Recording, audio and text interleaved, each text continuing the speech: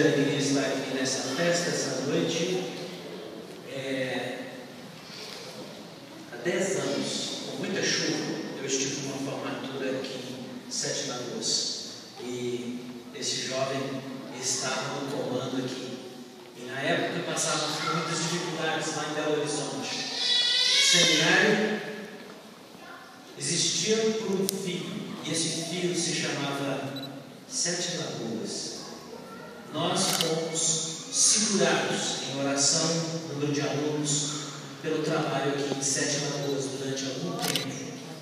E hoje eu creio que nós temos uma dívida com Sete Lagoas por causa da fidelidade dos irmãos aqui e do pastor Thomas. O Seminário Bíblico Mineiro trabalha com a centralidade da palavra. Vocês passaram muito tempo na palavra. O Seminário Bíblico entende em pessoas se prepararem no conhecimento da palavra, aprendendo com aqueles que têm já experiência na caminhada da liderança. E entendemos que sempre existe muito sacrifício. Às vezes, mas entendemos que Deus ainda tem um propósito para um seminário que é interdenominacional, sendo lado a lado pastores de várias denominações, entendendo que a igreja é uma. O nosso pastor é um só, e há um só Espírito, e há um só Deus e Pai de todos.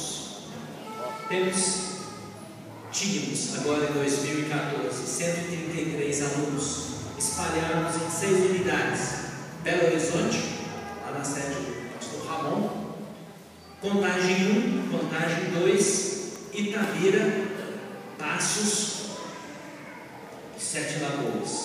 Graças a Deus, porque em todos esses lugares, e sonhamos em outros campos do estado. O pastor Ramon querendo correr lá na frente, e a gente meio que segurando ele, como pastor, vamos com calma, vamos com solidez, né? E com muita competência. O pastor Ramon, que queria muito estar aqui hoje à noite, sabe onde ele está?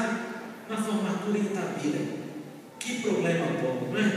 Que temos 2 formaturas numa mesma noite, para a honra e glória do Senhor Jesus. Agora vamos ao grande momento esperado, sonhado durante todos esses meses.